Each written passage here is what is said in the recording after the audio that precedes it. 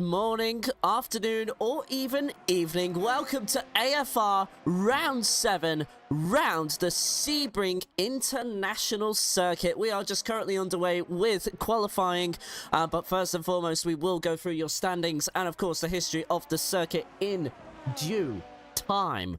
But first and foremost, I do have somebody to introduce to you in the commentary box, and indeed, Sepang International Circuit. But there you go.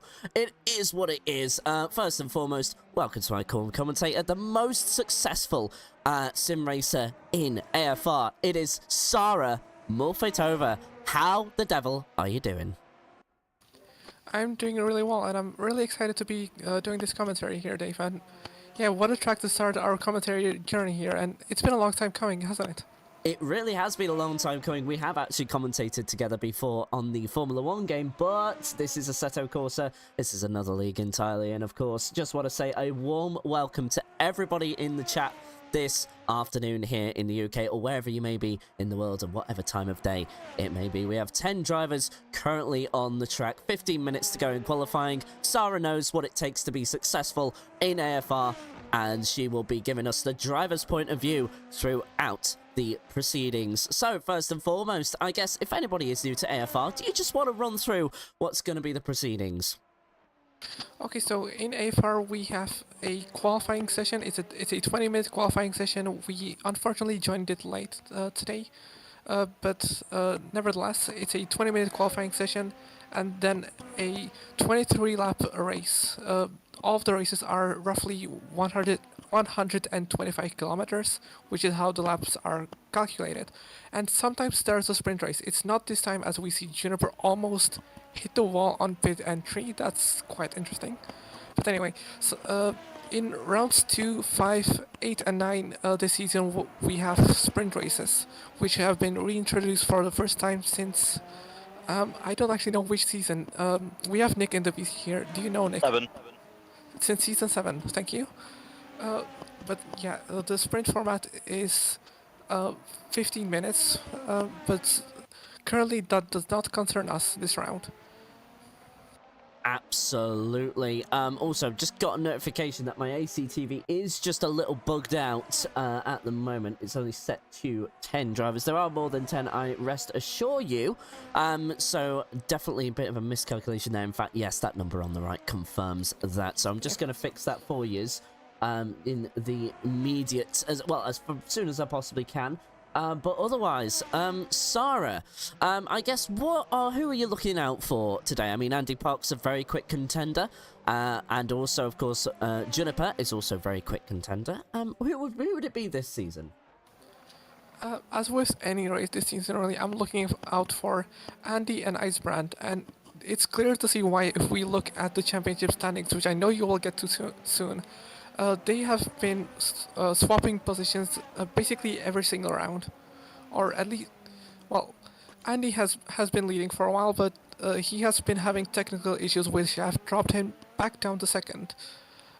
In the teams championship, Dogpaw and Porsche have been swapping every single round. So far, at this current stage, it's Porsche with a little bit of momentum. But yeah, it is an incredibly close fight, and I cannot even really bet on who will win this time, but Andy always seems to be setting the pace. But Icebrand is a really aggressive driver who also has a lot of talent to come with it, and it always makes for interesting races between those two. Absolutely. Just as you can see there, I think you are starting to see that I'm getting on top of things slowly but surely, and I'm just trying to get the board to move a little bit. Just on stream top things. left of the leaderboard. Top left of the leaderboard. Thank you. Yeah, when you see the. Huh? Oh, there we go. We had to get it specifically correct. You had there. it locked, yeah. Yep, there we go. Thank you very much, Sarah, for that. Technical issues, everybody. It happens from time to time. It happens, but we fixed that now, so you can see now more of the drivers that are in and around this this little battle. So now we have, well, I think we have a total of, 20 drivers that are here today, and that's an impressive amount. Also, just to go and go through the history of the track just a little bit. Did you know that Super Formula did actually visit here in 2004? Back then, it was under the name of Formula Nippon, but a certain German driver called Andre Lotterer took the victory here in the wet, but didn't end up winning the season. That went to a British driver named Richard Lyons, and of course, who have you heard of? I would assume that is, that would be academic at best. But at the moment, let's go through to business as it stands on the track right now. We have Andy Park on pole, only by 0.06 of a second to Stopper. Then it's Johan Karolchak in third, 0.6 separated. Chris Boxall in fourth with a 1.2 second deficit, 1:38.0 around and about. Then Tuki Gonzalez rounding out your top five. Then it's Juniper, Lambertson, Nakashima, Spider, and Fenger rounding out your top 10. And James, Callis, Ramos, Peters, and then I think Streamer, that says.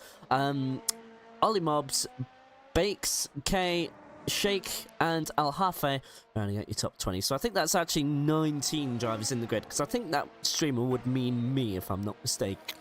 I believe so. And also, speaking of a few of the drivers, we have a few reserves, as Tuki Gonzalez has been disqualified for support. God damn it.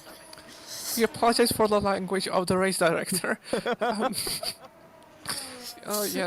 So Tuki Gonzalez got disqualified, and the reason for that is that he teleported to the pits for whatever reason. Sometimes it can be the car flipping or a DNF, or for whatever reason he was not able to come back to the pits, and he has been disqualified, as in this league it's disallowed in qualifying. But anyway, speaking of the drivers, we have a few reserves today. Chris Boxall, I believe, is reserving for Porsche instead of Fernando Rojas. That skin is incorrect, but I believe he's scoring points for Porsche. And then we have Ramos reserving for Samsung Galaxy Clarkson Racing. I think that's the name. I'm not kidding, Dave, by the way. That's actually the name. Brilliant name. He's just gone... Well, Ramos just goes across the line now. 4.971 off the pole time. So I imagine these times will come down as the session goes on. Only 9.5 minutes to go, though. So... going to be very interesting. Now, of course, this track was opened in 1999. Actually, F1 and MotoGP held their opening races on that same year, as we now see Nick Callis go set a time of 1:40, and then Charlie Lambertson going into 7th. Well, I thought that was 7th place there, but it was actually 5th place according to the tower, and that is 1.283 seconds off now. So this is going... this is going rather smoothly for some of the drivers right now. Andy Park will be happy with how things are going right now. Stopper as well. I assume he'll be happy with how things are going right now as well. With just under 9 minutes to go, and well, it's very tight between the top two. I can't wait to see this come out into the race. Now we are seeing Stopper on to the... well, second to last, long straight. And of course, Sarah, this opens up a wide variety of overtaking opportunities. It's a very wide track, lots of long straights, lots of sweepers as well. It's very easy to go side by side around here, and I expect the racing to be top notch.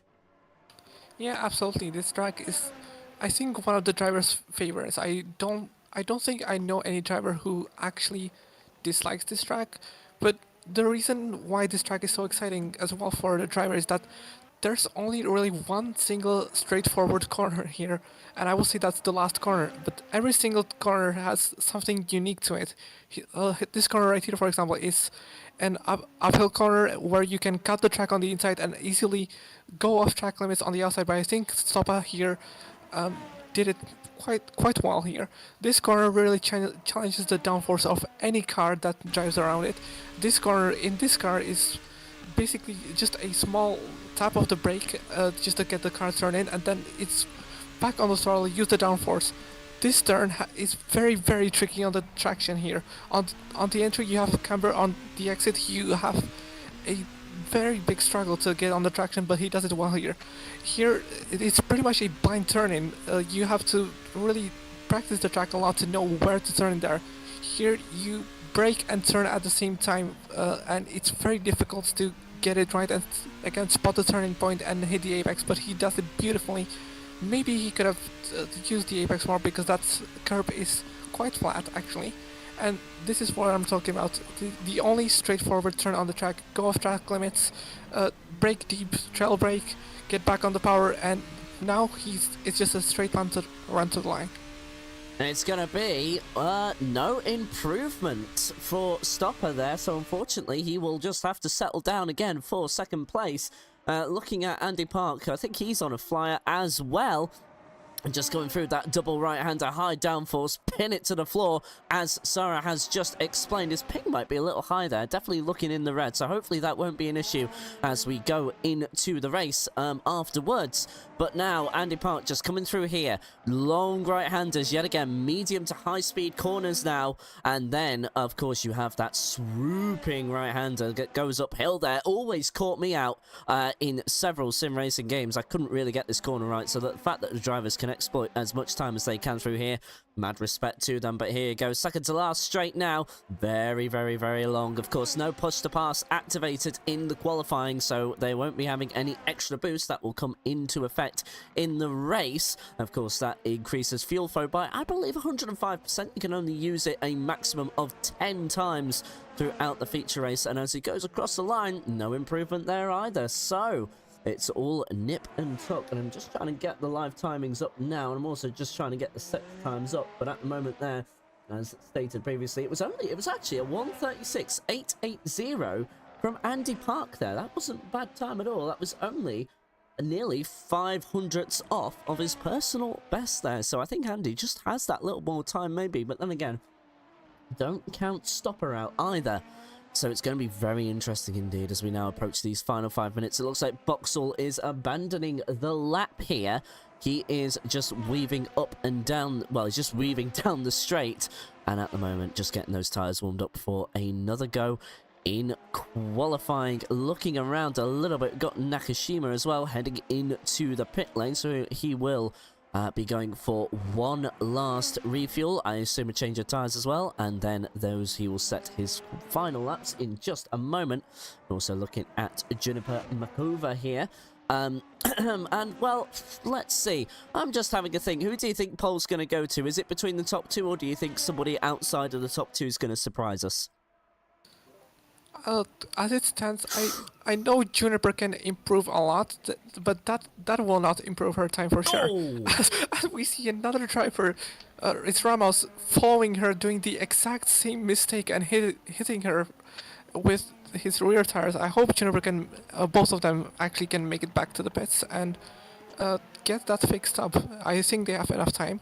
But David, I will just tell you, to get the sector times up for the drivers, you need to open the ACTV info app. Thank you very much there. I do apologise for that. There we go. Thank you. Now it will be much easier for us to follow with everyone in qualifying. Thank you very much. We're not just looking at it blind. There we go. It looks like, so apologies, I'm going to have to retract my previous statement, as Charlie Lambertson has improved the time. Andy Park has parked up. No pun intended, I swear. I think he's just trying to find a way into the pit lane just to recharge, well, change his tyres, go for a refuel, and then go again as Stopper into the pits. I think Andy may have forgotten where the pit entry is, because it does look like there's a pit entry on the entry to the last turn. It's actually in the middle of the last turn. Yes, no, you are correct. The pit lane entry is a tad awkward, because you would think it would be common sense off the racing line, but no, you've got to actually look for it a little bit, as Chris Boxall sets a 1:37.726.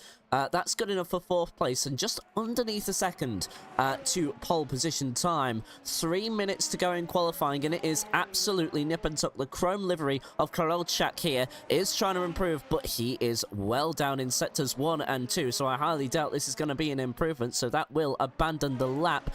Lambertson as well improved to his personal best in sector 1, but sector 2 down by half a second there, so it's well, we'll see how this goes. Of course, we did just see him, I think, improve a few minutes ago up into his current position of 5th. And then, of course, Juniper Makova and Ramos had a bit of a pirouette, a duo pirouette, and that would give a 10 out of 10 if this was a different sport. But sadly, this is motor racing. You don't really want to be crashing into one another, as Lambertson goes round the final corner now. Start finish straight just there, but this is into the pit lane, and oof, he's going to cut it a little close. If he's changing tyres, he's into the grass there on pit entry. Not the optimal line there, is it, Sarah? Yeah, he did the same thing as Juniper did earlier. Also keeping it out of the wall and keeping it out of in control, thankfully.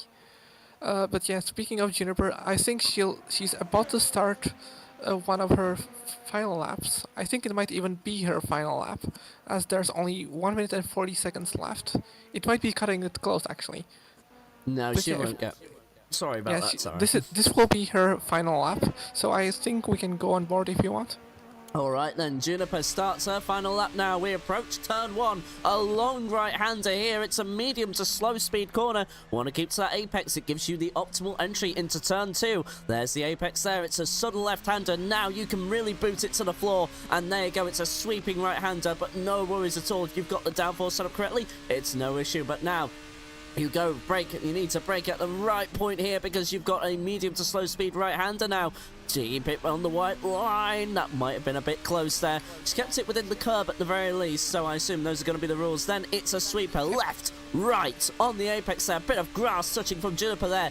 Up on her personal best, but 3/10 behind pole position. Now the long right-hander down 1 gear, meet both apexes, and here we go. Now into this tricky corner where we struggle on traction. Looks to meet the apex there. Now needs to just get this right on traction. Looking very clean there on the exit. This is an excellent lap from the American driver, but she is down on her personal best in this corner, so definitely struggling. Not the optimal exit there, a bit squirrely. You need to keep the car straight for the fastest time in reality, but now the long right-handed sweeper, blind corner, does very well there to meet the apex, gets to the exit curb.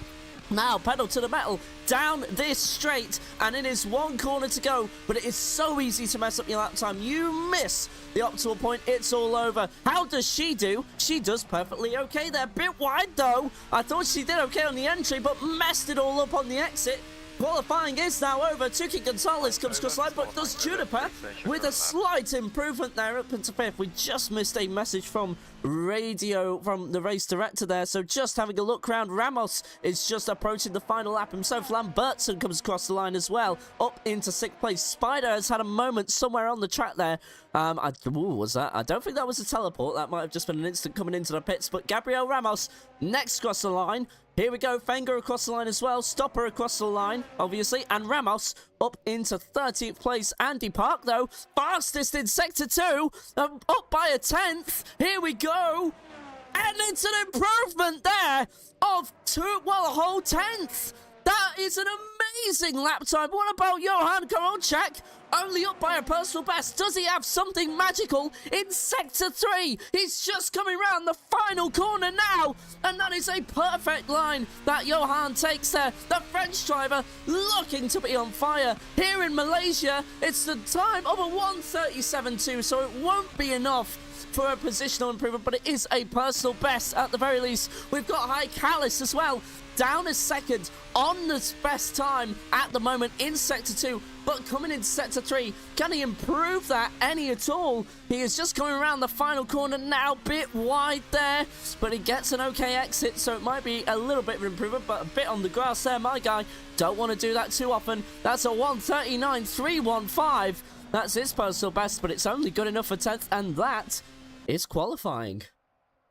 Yeah, we saw a bunch of improvements at the end, and I don't know if it's placebo, but it always feels like the very final laps of the session have the most grip. So it's not surprising to see people improve, improving constantly. As we hear the race director talk about the qualifying session ending. But anyway, it was not the best lap for Juniper, but crucially, she improved and made up for a mistake she made in Sector 1 earlier, which is where she gained 3/10 on her last lap. But so she qualified P5, but importantly for her, Chris Boxhall actually is going to be serving a 1-place grid penalty he got earlier in the season when he was reserving last time. So she will actually start P4. All right then, so it is P4 for Juniper Mac over there, but Andy Park taking pole position here in Sepang. Now, of course, if you cast your minds back to 2 weeks ago, sadly wasn't streamed, but Andy actually did start on pole, so very familiar position, but unfortunately, I think there must have been an instant in the race because he finished in 13th, 2 laps down from the leader. In the end, it was Stopper who took the win in that race. So hopefully Andy Park will be hoping for better luck this time around. But unfortunately, but yeah, no, well, I say unfortunately, but luckily for Andy Park, is already got one step in the right direction. So, And all drivers race server coming online now. and there you go. As I'm gonna just do that now, just while we're waiting for quali and the race. Well, as we wait for the in between for the quali and the race to get all settled down, I am just going to take a little break for our sponsor today, which is NordVPN. This stream is driven by NordVPN, the leading VPN to protect your online activity. Safeguarding your identity and data is as important as ever, and NordVPN's threat protection feature can guard you from malware, ads, malicious sites, and trackers. NordVPN allows you to virtually place yourself in over 59 countries worldwide with access to over 5,500 servers, all while maintaining purple sector speeds over the competition. NordVPN also provides extra features compared to other similar services such as no bandwidth or data limits, highest industry speeds, allowing 6 simultaneous connections, and no data logging. Also interested in password management or cloud data storage? Well, NordPass and NordLocker have you covered there too. Check out NordVPN using our link nordvpn.com/AFR with a no-risk 30-day money-back guarantee and use code AFR to get 1 month extra free.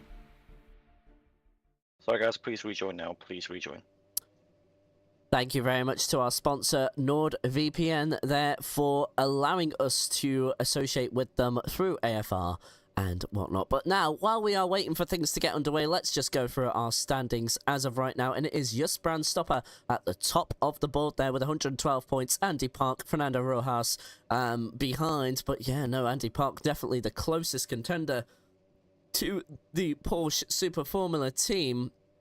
And then Dirt Driver in Dogpaw Racing, not too far behind either. Fernando Rojas, as I said, in third. Then it's Juniper Makova in fourth. Sarah Bulfetova in fifth. I didn't know you raced during this season. Then Nick Haikalis in sixth. Leon Jenkins seventh. Leslie Peters eighth. James Kane ninth. Rise Spider 10th. And that is your top 10 rounded out. Then we look at a couple of reserves here in Sean Fitzgerald and Chris Boxall with Johan Karoshak, Neil Basu, and Daniel Bakes in 15th. Well, rounding out your top 15. Alright guys, seems like Real Penalty doesn't like us still, so not sure what's going on there. We're going to have to go to the backup server. Apologies. Alright, bit of a delay there, as confirmed by our race director, Nick. Looks like the server is giving us a bit of issues, so we will need to take probably another few minutes. Charlie, then it's Tuki Gonzalez, Charlie Lambertson, Thomas Windle, Max Fenger, Alex Tudori, and then Amir El-Hafi. We're adding out our 21 drivers taking part thus far in our standings. Then in the constructors, it is Porsche team, unsurprisingly, in the lead from Dog Paw Racing in second, 190 points and 161, a separation of 29 points. Then it's Kings Racing with 37 points. Cheese Sports were in fourth there with 34 points. Samsung Galaxy Clarkson Racing, as Sarah just gave him a quick mention, in fifth. Exit AF Racing in sixth. Seventh is RGMF Racing with 9 points, and Nicolina Racing Team even with 5 points, and then yet to score is Skoda Motorsport, Elevate BKM, and Untitled Racing Team, rounding out your 11 constructors thus far. So we're currently waiting for things to kind of get back underway as we wait for a restart. But at the moment, I guess we'll just bring up our calendar for the time being. Of course, we don't have many rounds to go. Of course, we're looking out round 7 today in Sepang. Then in 2 weeks, we'll be off to Spa on the 22nd of December. Then it's Road America for round 9 on to the new year in 5th of Jan. And then a finale in Suzuka on the 19th of January. And that should be a very exciting one. At the moment, looks like it's going to be between Andy Park and Jusbrand Stopper. So at the moment, as we're waiting for things to happen, well, what has been some of your talking points of the season so far? Of course, take me David, FYI, I've sent you a link for the new server. Thank you very much to Nick there, as he has sent me a new link to the server. Let me just get that all underway and join that, as we're in a countdown for that server already. I'll make sure to join as one of those. Let me just quit here. Sorry for the extended extended delay here. We are just looking to get things back underway. Oh, no, I've seen you the wrong server. Oh, we've been sent the wrong server. Tell you what, how about we just take a quick be right back then. I will put on, I'll leave on the calendar, I will pop on the synthwave, and we will take it from there. But otherwise, hope you enjoyed the broadcast thus far, and we hope to see you again once the racing gets underway.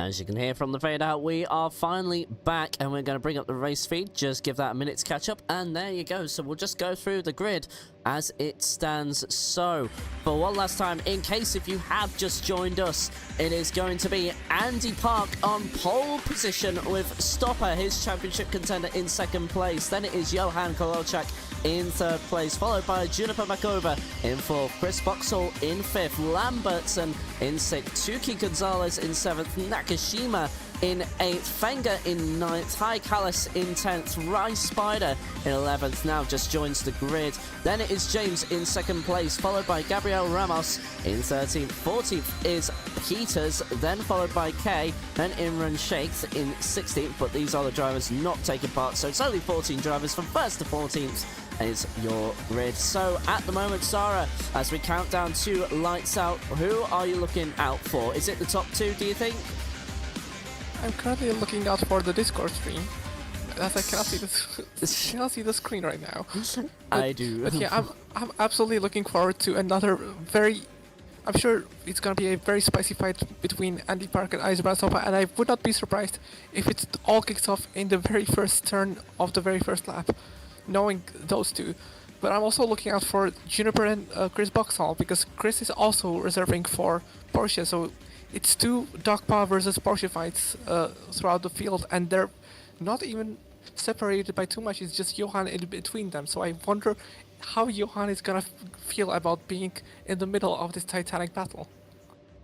Gabriel Ramos and Nakashima, Gabriel Ramos and Nakashima have already used a push to pass on the start line, so that does confirm one thing while I was racing in Cyanide, that you can use a push to pass on the start line, but you'll just lose it for the race.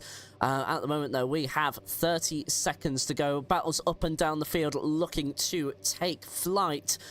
Also, just one last question, Sarah. Was it ACTV info for the drivers at the bottom? You already have that enabled, it just does not show anyone right now. Okay, no problem at all. 15 seconds to go, and we are about to be racing for 23 laps. I do have a second countdown on there. Let me just see if I can remove that dead quickly. Doesn't look like I can. Sorry for the double confusion there, but now we have 1, 2, 3, 4, 5, 6 red lights on your screen. It's going Malaysia, and Andy Park there with an absolutely great start, but it's a drive-through for a jump start, so that means Stopper has free real estate right off the bat. They are going side by side into the first corner. There's Johan Koralchak there trying to go around the outside, unsuccessfully so. Andy Park holds on to the lead for now, but through turn 2, that what becomes the outside becomes the inside, and Stopper takes full advantage of it. A little bit of moving around in the background, but now in the lead of the race, Icebrand Stopper. Icebrand doing an amazing job right off the start, doing exactly what he does. Goes aggressive, uses push to pass to get ahead immediately, and he does not wait a single moment. And it's unfortunate for Andy Park, who's potentially losing another position to Johan Korolchak. And he always has great starts, but sometimes they almost push the limit of what is allowed, and this time they went a little bit over the limit, which caused a drive-through penalty for Andy, which he will have to serve within a few laps. Indeed as well. I think that'll be about 3 laps, but Johan Kowalczak looking very racy in the background. We've had a moment. Peters in the wall there, somewhere around the track. That is just on that right-hander, which we talked about, awkward traction. Wenger as well gaining a position. Looks like Gabriel Ramos had a moment, but at the moment now, as we got back to where we were looking at the top, we were going through turn number 14, and it looked like Johan had a good run at the Dogpool racing car of Andy Park. Of course, he knows that maybe he just needs to bide his time a little bit, as Park will be serving a penalty bit early on the brakes there. That allows Boxall to catch up, and Park already into the pits there, Sarah. Yeah, he's coming into the pits to serve his penalty early. He cannot stop and do his mandatory stop here, so he will have to just drive through and basically lose like 20 seconds to all of the drivers, which will hurt him a lot. But the good news is he's a very quick driver who I'm sure he'll make his way through the field, as we see Max Wenger going around the outside of the sister team of Rice Spider in the SGCR, as we see Wenger lose the rear as well and going into the gravel. Absolutely, Wenger there was having a great side-by-side battle with Rai Spider there. Also, Juniper Makova is now into the podium positions. Johan Kowalczak got that move done, and now Boxall is looking for a move there. Of course, served his one-place grid penalty, which brought him behind the American driver that he is, well, he's looking at the back of right now. We now go through to this, well, sharp left-hander of turn 9, now through to turns 10 and 11. And at the moment now, Johan looking to catch up on the leader of Stopper, and 2 seconds for him to do that though, but it looks to be a very close fight for third place as of right now, between Makova, Boxall and Gonzalez. And we actually got a message there in chat from Pogmaster. Tuki couldn't find the pit entrance and got teleported and disqualified. So that's what happened there. That's why we saw that. Sorry to grab the message so late, because now we are seeing Chris Boxall down the inside at turn number 15 there, and now it looks like he's lost position. Well, it looks like Makova has lost the position as well to Gonzalez, but didn't quite got the exit there, and now he's fighting back on Boxall. This was the racing we were talking about. That is the Dogpool driver car up into third, and there's Tuki Gonzalez down the inside of Boxall as well. Boxall, who was third at the beginning of the lap, now finds himself down in fifth, but that's the kind of racing Sepang produces on a daily. And look at this, Tuki Gonzalez and Chris Boxall are still fighting with one another. It's for fourth place. They go car to car. There's contact between them. Insane stuff. Nothing unfair about that, though, I don't think. But at the moment, we now resume with Gonzalez in fourth place. It's very hard racing, just as we are used to here in AFR, and I would like to apologize to everyone right now. It's Tuki Gonzalez who is reserving for Porsche, not Chris Boxall.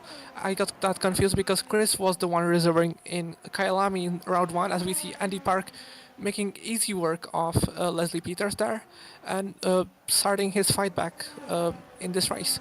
And what I also want to say is that we've had quite a clean start here this time. We often see lap 1 safety cars and big crashes, but we only saw, I think, 1 spin in that entire lap.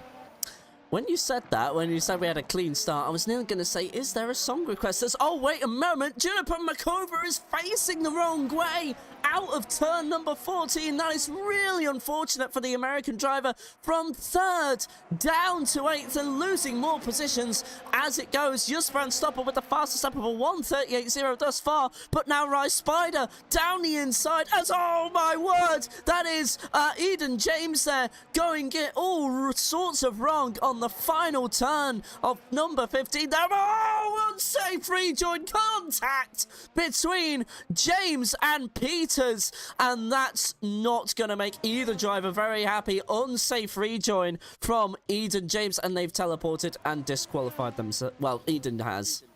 Well, just as we were talking about the restart being clean, we see even more carnage. I think we'll need a safety car for this, but I'm not gonna lobby the race director here because he's in the VC with us. Oh. But yeah, Tuki Gonzalez goes into the pits and forfeits the entire race.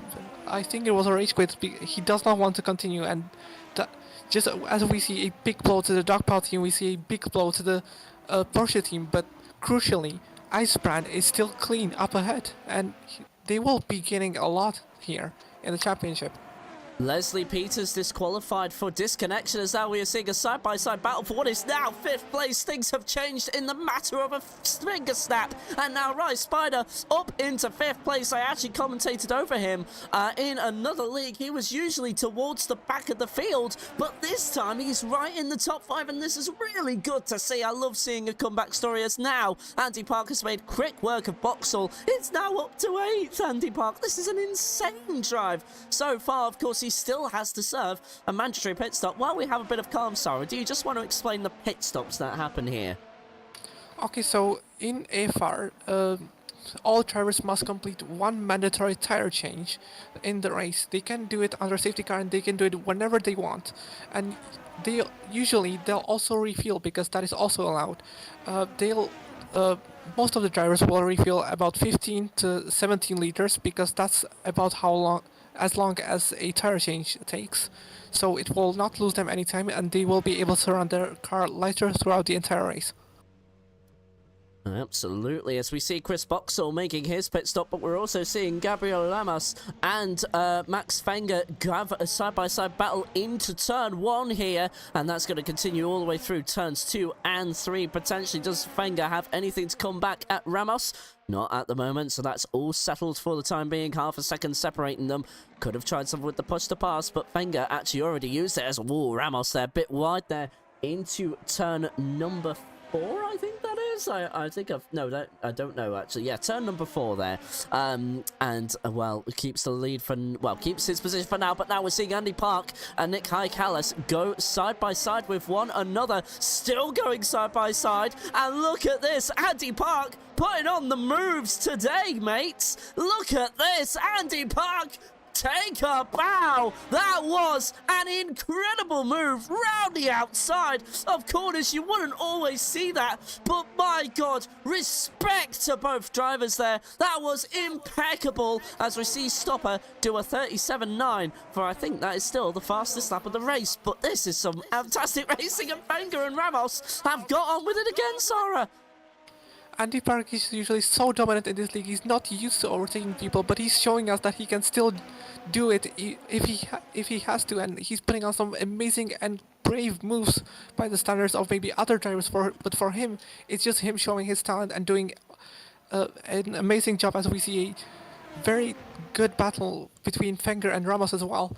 They're switching every single straight, it seems like, and now Fenger is deploying his push to pass to get back ahead, and it seems like he'll keep it. No, he goes a little bit wide, which allows Ramos to dip into the inside and maybe have a look. But I think this time it's finally over. Yes, it looks like Fenger finally got what he wanted, but Spider just got overtaken as well. While we were looking away from that, Makova got up into 5th place there, of course, only still there thanks to the fact of DNFs happening around these drivers. Spider, I think, will be very happy with how things are going along right now, as now we go into the challenge of turn number 9 there, a 90-degree corner, and of course a bit of an uphill section, and looks like Juniper is having a great drive as things stand so far, but 20 seconds to the leader, and of course a mandatory pit stop. Now, we've seen Chris Boxall going extremely early, so we know he's trying for the undercut, but for you, in this moment of the race, what are you looking at in terms of strategy? When would be your optimal point of coming into the pits? Well, usually in this league, I would pit around the midway point of the race, or until I run out of fuel, because that will mean that I will be able to have the lightest car possible throughout the entire race, as we see Andy Park make another move, and now he's onto the back of his teammate, who I think is letting him by. But it's not really the time to let him by, because look, for having Rice Spider take advantage of this battle, and there's complete chaos. We see 3 purple cars on one screen, but they are not teammates, all of them.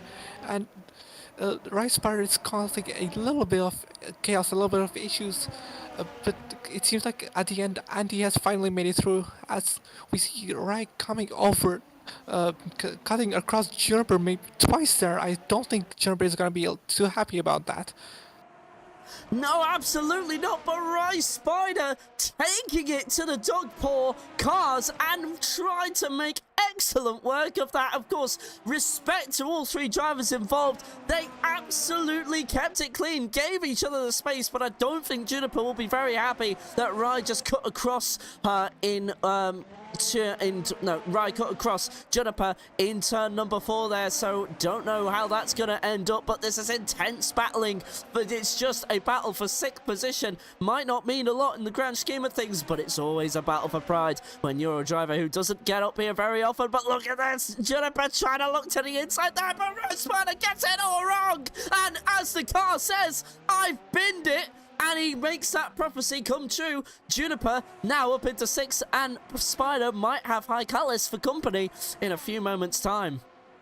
Yeah, Rai possibly got thrown off by focusing too much on Juniper in the mirrors, slammed on the brakes, but the car was not having any of it because he was too unloaded on the rear and asked just too much, and it made the car just go out of control. The rear overtook the front and it was over.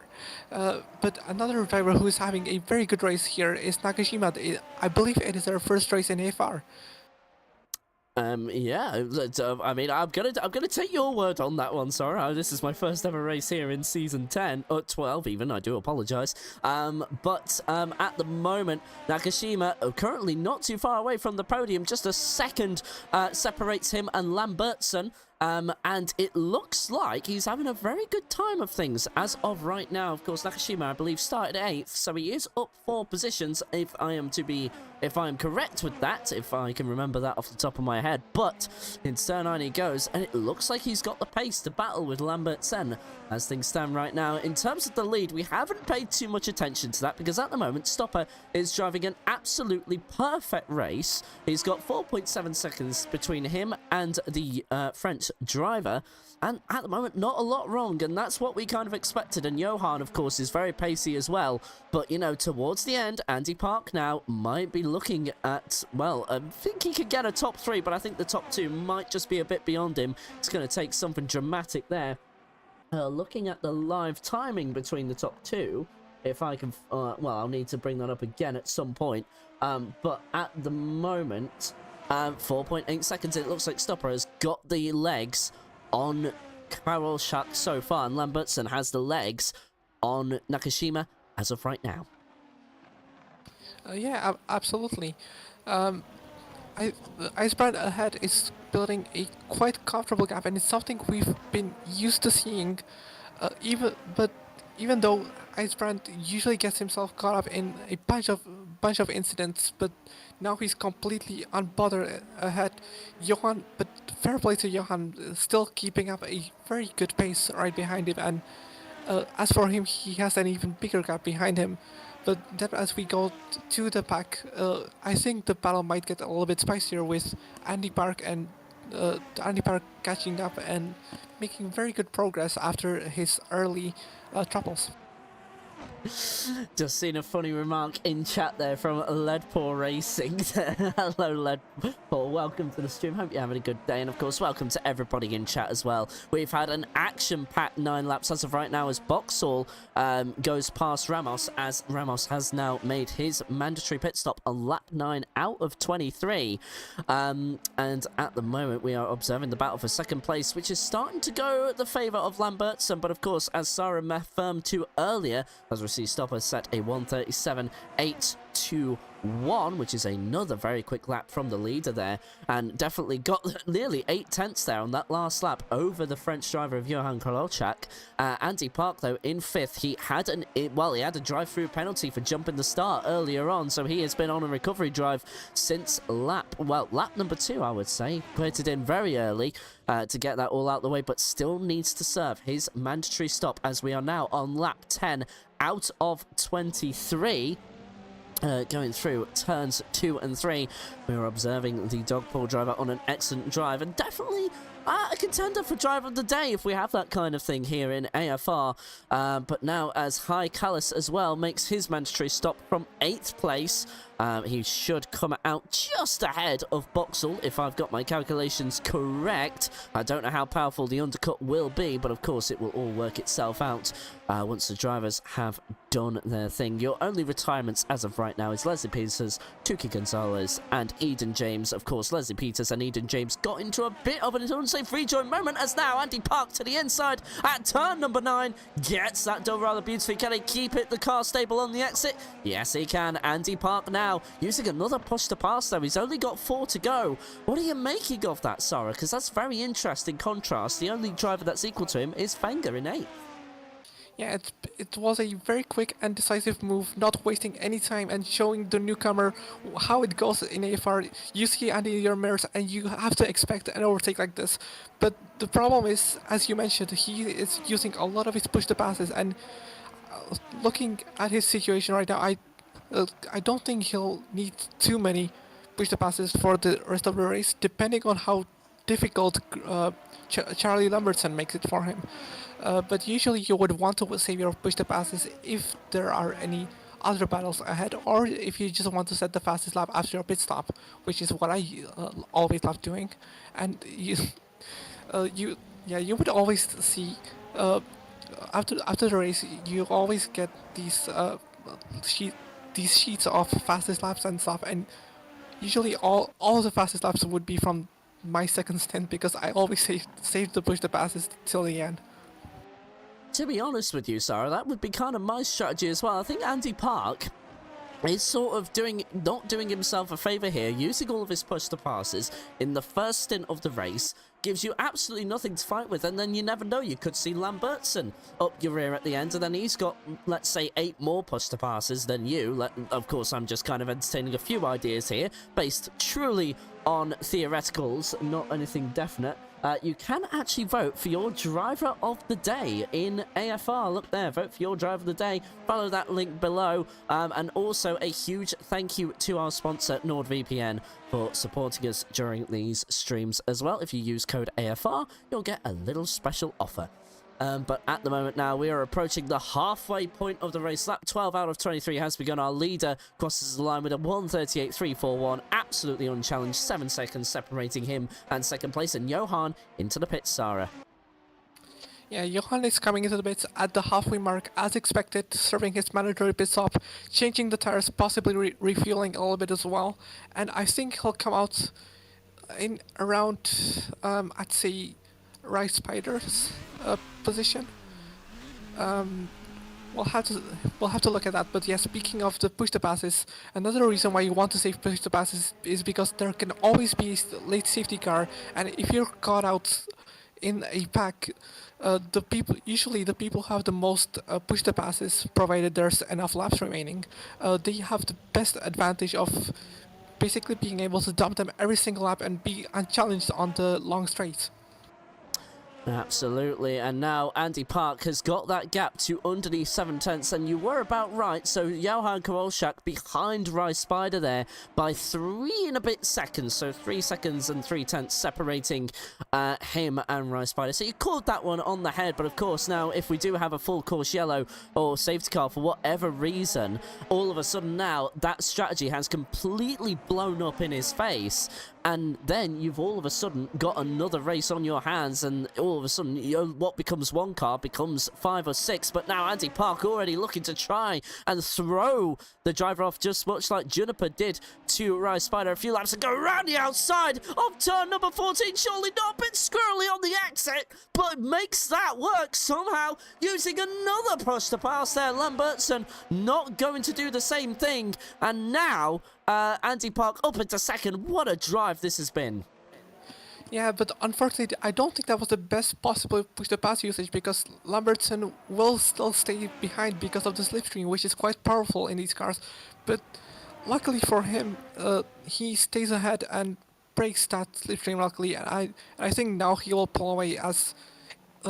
yeah, he's easily one of the fastest drivers in this league right now, and I have no doubt that he will be able to pull a gap and maybe make some progress on Icebrand, who I'm sure is gonna be thinking about pitting soon. But to be safe, I I think he will consider just staying out for as long as possible to make sure to not be caught out by a potential safety car.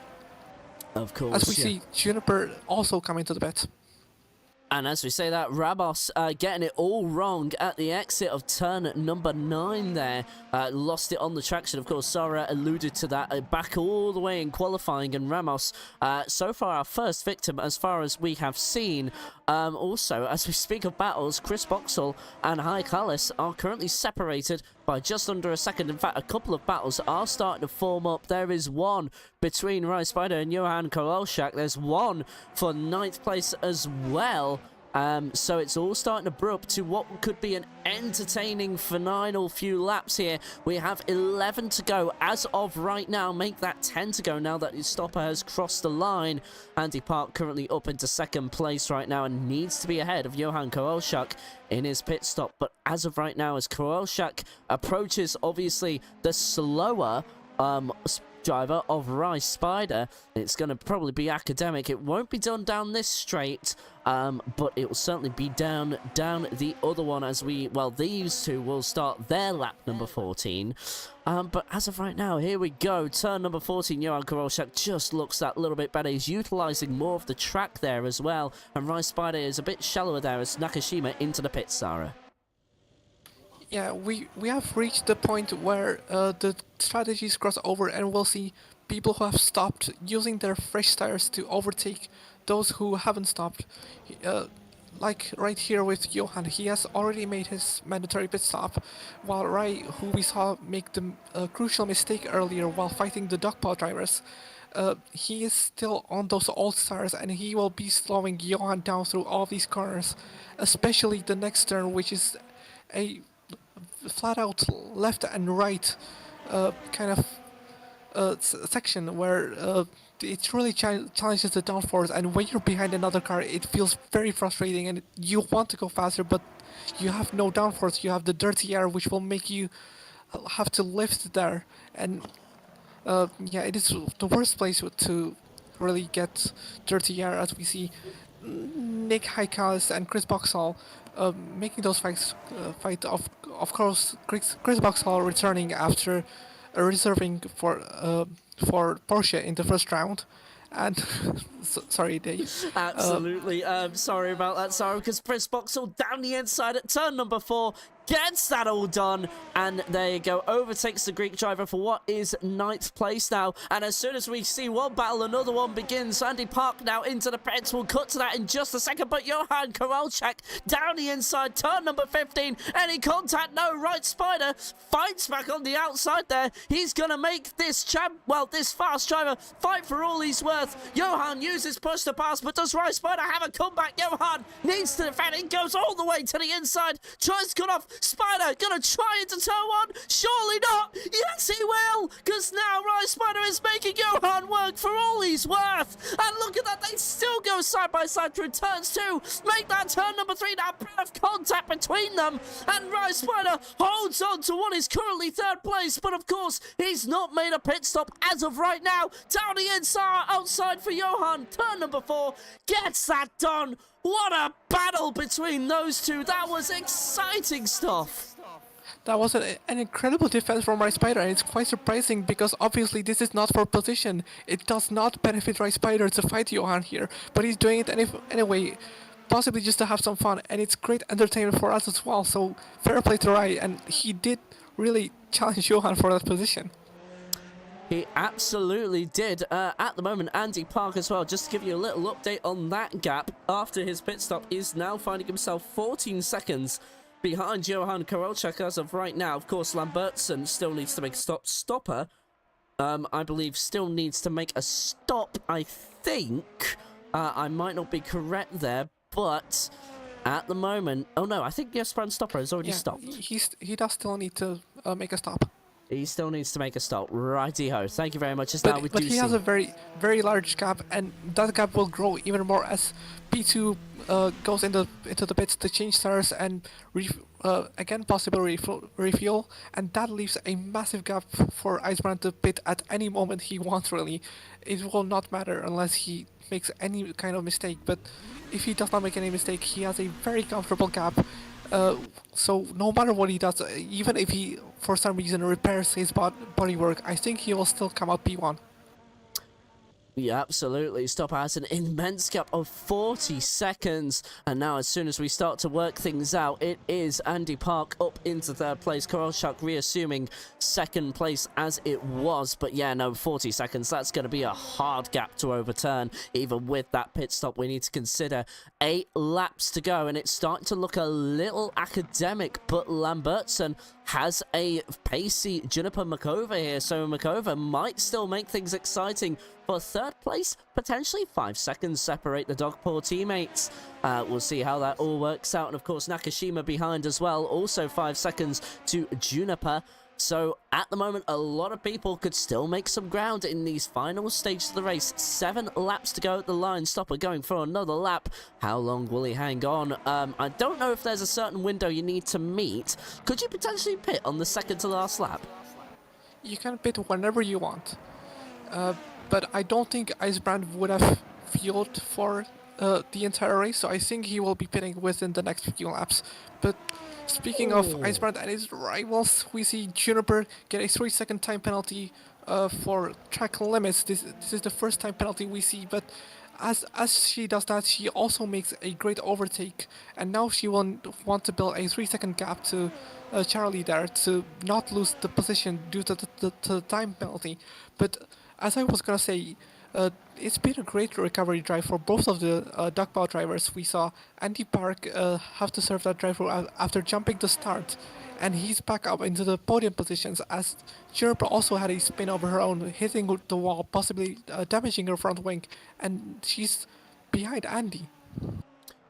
It's been an absolutely incredible recovery drive from, as you said, both Dogpaw cars. But now, well, Juniper needing to really pull something out the bag now, dig deep and pull this 3-second gap. Nakashima might have something to say about that, but he is really far down the road. Still 5 seconds separating him and Lambertson. So the reality of that making any real difference, if Makova can just get a move on sooner rather than later, that's really academic as now Stopper comes into the pits. Yeah, we see the leader coming into the pit lane finally to make his stop, and it will be probably the most comfortable stop of his entire career. He's completely unchallenged by everyone, and fair play to him. It's been incredible consistent pace from the go. He made a very quick and very brave move on Andy, and yeah, it's very impressive to make a move not only on anyone but on his rival in the championship. I just also saw in the picture there that Chris Boxall also made a stop there. He's now gone down a lap to the leader. He's just exiting the pits now, but I think something must have happened there. Johan Korolchuk brings that gap down to 6.7 seconds, so if anything, that actually is about what it was when the first round of pit stops begun. So absolutely no dent to the gap there from the French driver. 6.5 seconds on the exit, but I imagine that will start to even itself out once the tyres are up to temperature. At the moment, Nakashima still trying to make a dent on Lambertson here, but has a 6-second separation still, so I don't think there's going to be enough time. In fact, if anything, that gap is increasing by the laps. So it's all kind of settled down here for the moment. We also have Fenger trying to catch up to High Callis here for the battle for 8th, but it looks like things have finally begun to settle down, although Lambertson isn't allowing Makova to get away just yet. It is very interesting to see Chris Boxall pit again, because we did see him pit earlier after his contact with Tuki Gonzalez, which... just so you guys are aware, Boxall had a spin and clipped the wall. So he's had another incident which brought him back to the pits, and he would have come back into the pits to repair some damage, and that is very unfortunate. He's 1 lap down on the entire field. He's been lapped by Icebrand and Johan, but yeah, it's not been the dream comeback for Chris, has it? Not really, no. Down a lap and in, well, it's not stone dead last. I mean, credit where credit is due, but it isn't a place where you'd want to be either. Of course, he qualified in the top 10 well, what feels like a lifetime ago. This race has had so much action, and it has been an absolute treat to watch as Andy Park there with a great lap there, a personal best of a 1:37.2. So Andy Park really just kind of putting the rocket boosters on and trying to make any sort of dent to second place there. But I think the tyre life being so, well, of course, being so large there between him and the French driver, I don't think it's going to be possible to bring down that 12-second gap with the 5 laps to go. But, you know, it has been a real classic this first stint. What brought us action up and down the field. 3 retirements, as I've already stated here, was Leslie Peters, Tuki Gonzalez, and Eden James. Of course, Leslie Peters and Eden James getting into a bit of a tussle on an unsafe rejoin there. So I imagine that will go to the stewards once the proceedings have concluded. But at the moment, the closest battle is between 4th and 5th, which is Makova trying to extend this gap to over 3 seconds. She got a 3-second track limits penalty for track limit violations, and will have to serve that at the end of the race. But doing a good job thus far, 2.3 seconds separating her from 5th. Another driving doing a very good job so far is Charlie Lambertson. As we see, Icebrand set the fastest lap of a 36.6. That is very, very impressive this late into the race. But yeah, Charlie Lambertson is having his best race so far in AFR. This would be his best finish in the series, with 7th being his best finish until today. Oh. And yeah, as we see Ramos spin out and hit the wall. I wonder how much damage there is. Careful on the rejoin.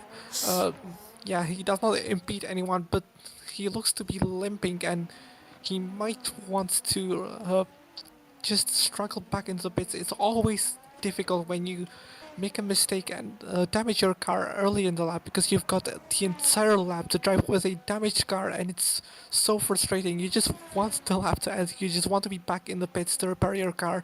But yeah, fair play to him for carrying on and not giving up this, because there's still only a few laps to go.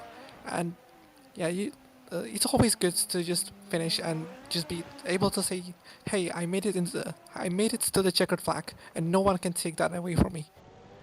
Exactly. So with that, Boxall actually improved her position there. Despite being a lap down, so was Gabriel Ramos. From 11th to 10th goes Chris Boxall. But also, one of the battles that we pointed out earlier on in the broadcast is starting to come to fruition. It is Fenger and High Callis.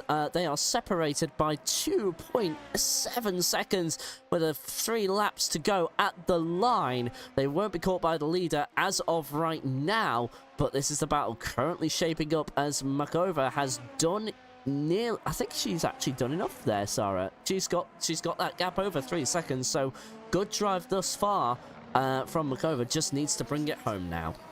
Yeah, it's above 3 seconds, but it's not comfortably above 3 seconds. There can still be mistakes made, and we've seen mistakes throughout the entire race from all drivers, really, except for, really, Icebrand and Johan. But yeah, we've seen plenty of drama, and anything can still happen, as I think it's fluctuating back towards 3 seconds a little bit. But yeah, we'll have to wait and see as Gabriel Ramos continues the pain and spins out again, I think at the exact same turn as before. It certainly is, just on a different side of the track there.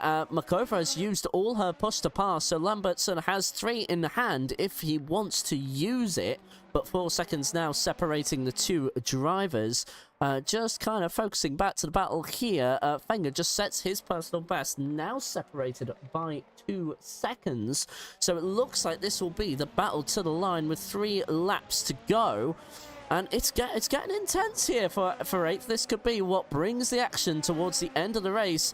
But it looks like Stopper has got this all under control. And you know what, Stopper, thanks to that drive-through penalty for Andy Park, it really has been his race to lose. He begins the second to last lap. And you know what? The fact that we haven't mentioned him at all kind of plays a testament to how much of a brilliant drive this has been today.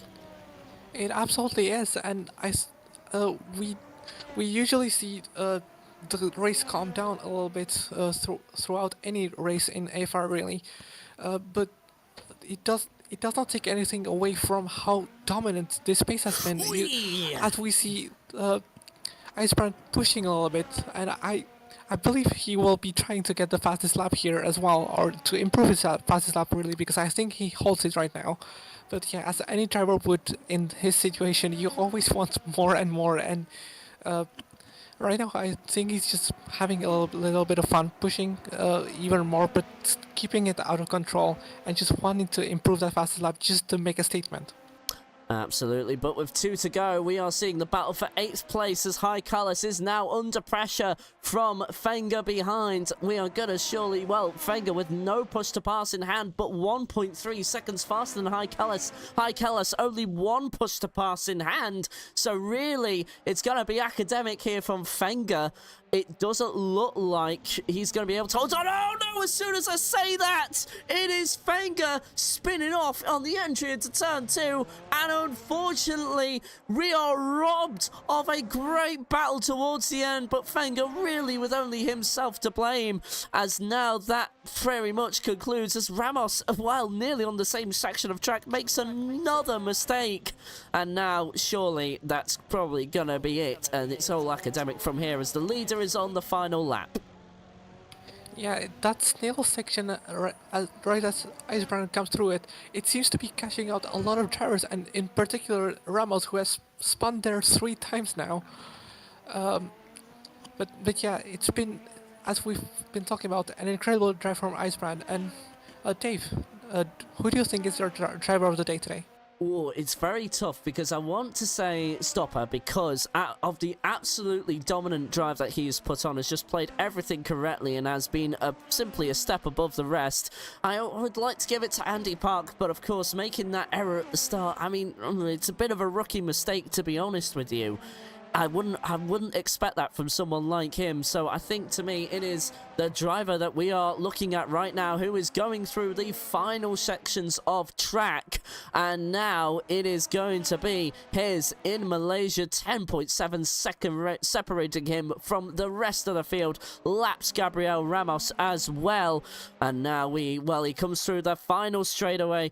It has been Stoppers very much from the get-go, ever since Andy Park came in to serve that drive-through. Don't get me wrong, excellent drive from him as well to get all the way back up to third, but Stopper was a cut above the rest. He comes through the final corner now to win in Sepang, and he will be very happy about that indeed. Karolchak will eventually come home in second place. Great drive from the Frenchman as well. Here comes Crossline using his final push to pass, and Andy Park will not be too far behind that in third place there. No need for the safety car, no need for the full course yellow at all.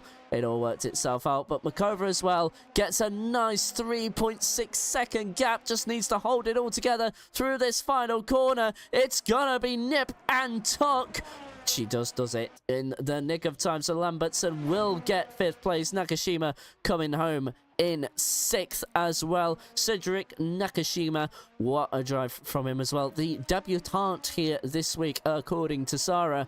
Rice Spider as well, having an excellent drive, gave us a very entertaining battle with Johan. And there you go, 7th place for him for all his reward. And I think that is a very good drive as well. Hi, Callis and Fenger somehow able to bring the gap down to 1.6 seconds. Not quite over yet, but I don't think there's going to really be any sort of, well, decomposure from the Greek driver coming across the line. And I think, yes, 1.3 seconds will separate, but Fenger kind of messing himself up there, and that is all. And that is the race over, guys. If you would like to get an interview, head over to interview waiting. Yeah, before we get those interviews, we can spectate the donuts, as the drivers always like to celebrate after the race. But yeah, it's been a great race, and it's always frustrating for a driver when they come so close to gaining a position, but I think Charlie in P5 will be very happy with his best result so far, and also knowing that he came so close to snatching that P4 from Juniper. But yeah, what a race from Icebrand, of course the championship leader, and extends that gap even more but also a great fight back from Duckball Racing in the team's championship. They were met, both drivers were met with some misfortune, but not to also take away from Tuki Gonzalez's misfortune. He's already made a report on the incident. Uh, but yeah, it's been very close throughout the entire season, and this time it's Icebrand who comes out on top, but with the safety car taking some laps around the track. We did not get to see Danny, who was driving the safety car. We did not get to see him drive out, so I think he's just having some fun now. But yeah, it's been a great dent into the drivers' championship by Icebrand, but also a little bit of a fight back from Duckpaw in the team championship. As you can see now, donuts coming from the safety car. I wish we got that in real life, but there you go. Danny Satsui giving us a bit of entertainment towards the end there as well. There we go. Of course, they did find out a few weeks ago, AFR. I think it was back in... Oh, where was it? I think it was Kyalami, that was it, where they found out they could actually open and close the doors of the safety car. So that was something, but there you go. We do have a few people in the rating room, so we'll cut straight to them immediately. I'll just need to turn down the game, so just give me a moment on that. And we will take it from there. But what a good race there. Donut says Saju in the chat. Yes, brand stopper, indeed. That was a pretty good race there. I'm just trying to find the volume mixer here, and then we will go to our interviews. I think we should speak to our winner, Yes, brand stopper. If he is there, can you just see if you can drag them in, Sarah? There you go. We have the winner of the race, Eastbrand Stopper. Congratulations on that win. It was kind of academic. Andy Park got that drive-through for his jump in the start. How was that for you? I actually didn't realize it until he suddenly pits, and I was like, "Whoa, what happened to Andy?" And I was like, "Drive-through taken." Oh man. So I felt good about the move into turn one, but no, it makes sense. And well, another thing, well, there wasn't really any sort of danger around you. You had the upper hand throughout the entire race on Johan Karolczak, who was the closest to you. Was there anything unnerving about the strategy, or was it kind of just plain sailing for you? Well, I didn't want to pit early because I didn't want to get into like traffic or like other cars that should have been behind me, right? So I extended my stint to like the longest possible. Then I was like, wait a minute, this is good anyways, because I have this massive gap. I can now extend and then have super fresh tires on low fuel at the end, and then just had a really good lap. And that's what I did. And we saw you trying to push for what we think was push for fastest lap at the end there. We saw you just going a little squirrely into one of the corners. Were you trying to get fastest lap at the end there? I already had it before. You might have missed it, but I have fastest lap by about half a second. We might have done it easily. I do apologise, but either way, in terms of your championship, that must really feel good now. So, like, you got three rounds to go. Of course, some sprint races here and there. How are you feeling about taking the championship from here? I think I'm feeling pretty good. I've been consistent the entire way through, trying to get the best positions possible, even when the races didn't go very well. Like, let me check. Did I ever get off the podium? I don't think I did. No, just no, wait. I haven't. So it's been a full podium season for me, and I'm gonna try to just keep that going. All right then. Well, look, Eastbrand Stopper, thank you so much for taking the questions this evening. Congratulations again on your win, and enjoy it. We'll see you in a couple of weeks' time, I imagine. Yeah, for sure. All right then. Have a good one. Thank you. Thank you. Bye. Bye-bye. All right then. I do believe we have Johan Karolczak rating as well, so if we can drag him in here, Welcome, welcome to the post-race interviews. Well done on a deserved second place there. Was kind of a bit quiet for you as well. Andy Park, of course, took that drive-through penalty, which we have spoken about to and fro. But in terms of the race and holding on to second, was there any sort of challenge? Did you think you could even maybe tackle the win? Yeah, there's some time loss there from race 7th. That maybe could have gotten me closer to Iceman, but I don't think I could match his pace over the entire race. I think I was matching him from the middle to maybe not the last couple of laps in my stint, the first one, but I think I was matching him if I don't make any mistake. I just registered 1 hour before, so I did it. Those were my first laps with real there.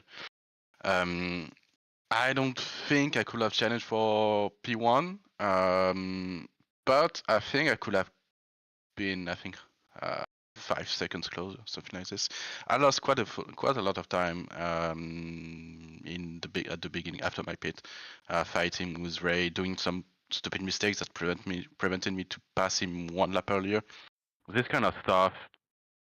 I don't think he had any major issue when he got out of the pits. He had clean air most of the time, I guess. I don't know. But yeah, not strong enough in race pace to challenge him. All right. And I guess going from this round to the next, we will be in Spa-Francorchamps. Do you think that you could perhaps better challenge for the win there? Or do you still think that Park and Eastbrand Stopper might just be a bit beyond you even then? Let me take a look at the calendar. It's maybe. I think even taking into account my potential attendance, I don't even know that. I don't even know what I'm doing next week. So yeah. I think on paper I'm more prepared for Spa than Sepang. It's a more straightforward track. We already raced there a lot of time with that car, so lots of setup work already done. Maybe corners are challenging, but different kind of challenge. So maybe it will be easier to tame the car in race pace condition. I don't know, but I think I could bring a better challenger, definitely. All right then. And I wasn't aware when he pitted. I wasn't aware at all that Andy got a drive-through penalty. Yeah, we I also didn't heard notice that. it. We also heard that from the winner of the race, Stopper, as well. So it looks like that message wasn't quite communicated through a real penalty. But regardless, either way, you did an absolutely excellent drive, and that was a congratulations on second place. You kept it tidy and clean. You absolutely deserved it. Thank you so much for taking my questions this evening. Thank you. All right then. Next up, do we have third placed? I think it was Andy Park in the chat. Is this Andy Park? Hello. Hello there. Sorry, is this Andy Park? I'm sorry to ask. Yes. Yes, it is Andy Park. Hello, I am. Andy. First and foremost, unfortunately, a miserable start there, getting a drive-through penalty on the very first lap. It just didn't quite work out for you, but in the end, you did recover it very well to third, so I've got to say congratulations on that. Can you just take us through the race from your perspective from that moment? Yeah, thank you, David. Yeah. So usually for race starts, I try to just keep my mind off things. But clearly, I got too nervous because you can check by the championship standings. I'm actually losing, and I'm quite on the spot, if you know what I mean. So right now, mathematically, I have to win every single race to keep my championship alive. So I had to deliver, you know. I couldn't just quit by having that incident. I did consider for a second just throwing everything away. But my good friend Sarah told me once that you fight until the very last lap. So I had to keep composed and deliver for the team, you know. It sounds like you've got a very inspirational character in your corner there. So, I mean, like, you know, and you showed that today, and, like, you know, despite how everything went, you still kind of climbed through and came through to it all. Of course, in 2 weeks' time, we will be back in Spa-Francorchamps. Is that a better track for you? I mean, from Cyanide and from previous leagues, yes, I do have a good record in Spa. But ultimately, it's 50% of what I do, and then it's 50% external factors. So I just pray and hope that everything goes according to plan. Absolutely. In terms of the last few, if we just go through the calendar real quick, I'll bring that up on stream as well. We'll have Road America and then Suzuka straight afterwards. In those two tracks that I've just mentioned, where do you feel you're strongest? Suzuka immediately. Suzuka. I've been doing some training like off season, through the season. Since before the season, I have a very good record at Suzuka too. Like I last first I did. So I'm confident I could pull that off. Not again, last the first, hopefully. Well, thank you very much for taking our questions this evening. We'll see what happens in the final 3 rounds of this season, and we look forward to hearing from you again. Thank you so much. Congratulations again on third. Enjoy the rest of your evening.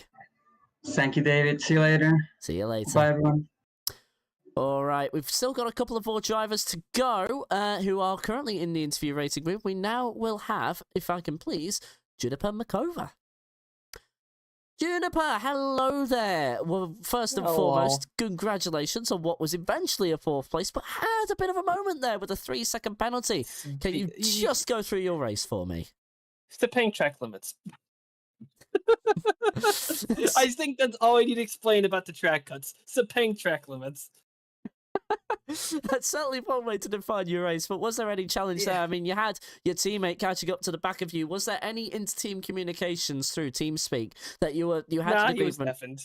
He was he was deafened. Great stuff. I want to let him through anyway, because he's slapping a second and a half faster. What am I gonna do? Battle him? I'm not Alcon, dude. Like, jeez. I just want to know what was going on. I want to know what's going on behind the scenes in Dogpaw. I'd love to know everything. But I mean, like, you know, you've had a good race there. You had a moment in qualifying with Gabriel Ramos. Was there any sort of worries going into the race that you might get it wrong here, there, everywhere? Of course, let's ignore the track limits. We've already kind of gone through that. But, like, you know, in terms of the race, was there anything you were particularly worried about? Nah, not really. I just made one little dumb mistake, like lap 3 where I spun. Just got in the curve a bit too much, then you hit the sand and it just spins your wheel and you just spin off. So that's like the one mistake I did. Qualifying was funny because I locked the rears, and then Gabriel in sympathy spun as well. That wasn't contact. I spun, and then he spun in sympathy. I think you also had I think there was a moment with what's his name, Spider, as well. But were you intentionally forcing him into that mistake, or was that just kind of the way the cards were dealt to you? Kind of the way the cards were dealt. I was gonna go for the inside. He cut in, so I just slammed the brakes not to slam into him. And I guess he just panicked and just didn't brake. I don't know. All right, well, Juniper, that was an excellent drive from you. Despite the 3-second penalty, you got 4th place, no problem at all. Congratulations on your 4th place, and we'll hope to see you in 2 weeks' time. See you. All right, and our last interview of the day is going to come from Rye Spider there. He is currently in the interview rating room, and here he is. Hello there, Rye Spider. It's good to hear your voice at long last. Rye, 7th place for you. Had a great battle with Johan Kowalczak there for a couple of corners. How was that from your perspective? Stressful. Because I know Johan from like outside of racing, so when I saw he was behind me, I was like, yeah, he's gonna pass me. It's not if he passes me, it's when. So I sort of made the strategy in my head to, like, once he eventually does pass me, to try and use him for slipstream, which is why I pit so late. But I made a mistake and he got out of range. But yeah. I do have a question myself, actually, if I may cut in. Yeah. Did you know that Johan had already pitted and you were not really fighting him for position? Yeah. So you did that just to have fun? No. I did that because, you know, Charlie Lambertson was in P3. So I see. So it was a team game. Not even that. I didn't get told to. I was just, like, I might as well hold him back and then others could, like, maybe get higher. But yeah, I guess I just fight anyone who appears in my mirror and is on the same lap as me. So you're a bit like a K-Mag. You leave it all on the table there and then. Screw strategy, I suppose. Is that kind of how you drive from race to race? Basically, yeah.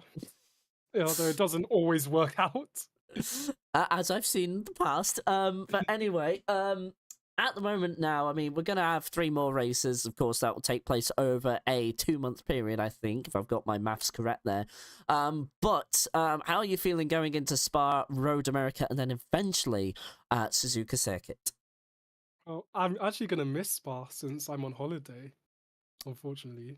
But I'm actually not sure about Road America. I've seen that it's a fun race, but I'm most looking forward to Suzuka since I'm like just really good on that track for no reason whatsoever, I feel. All right, yeah, and well, we'll look forward to seeing them then, but otherwise, I take it you're happy with P7? Yeah, considering I had a horrendous qualifying and a screen freeze in turn 1, I'm happy I managed to bring it back. Well, there you go then. I'm glad you're happy with your race. Congratulations on P7. And also, by the way, I just kind of want to say this to you because we saw a moment where you spun round. I think it was at turn number 14.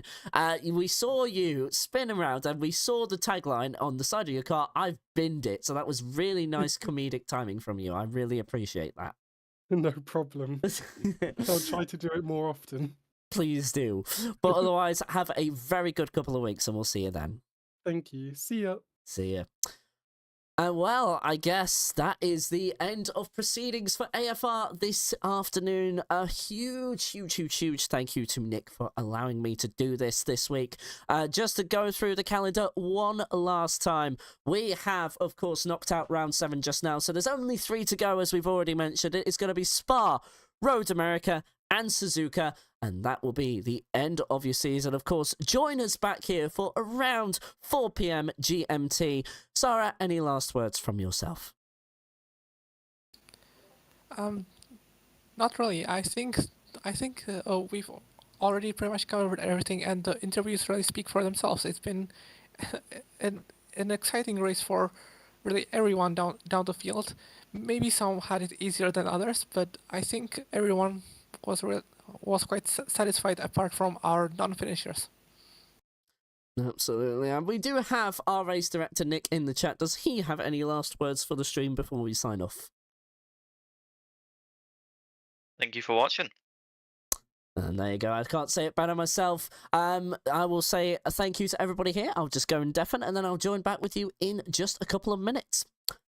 All right, everybody. Well, from wherever you may be in the world, we wish you a very good morning, good afternoon, good evening, or good night. Stay safe, stay alive. We'll see you in a couple of weeks' time in Spa-Francorchamps. But until then, my name's been David. I have been your commentator, and I just want to say a huge thank you again to Sarah Mulfey-Tova for being an excellent co-commentator. Thank you to Nick for being an excellent race director and allowing me onto the AFR YouTube channel to commentate tonight. Thank you as well to our admins and stewards who take the time and effort to put on the race like this.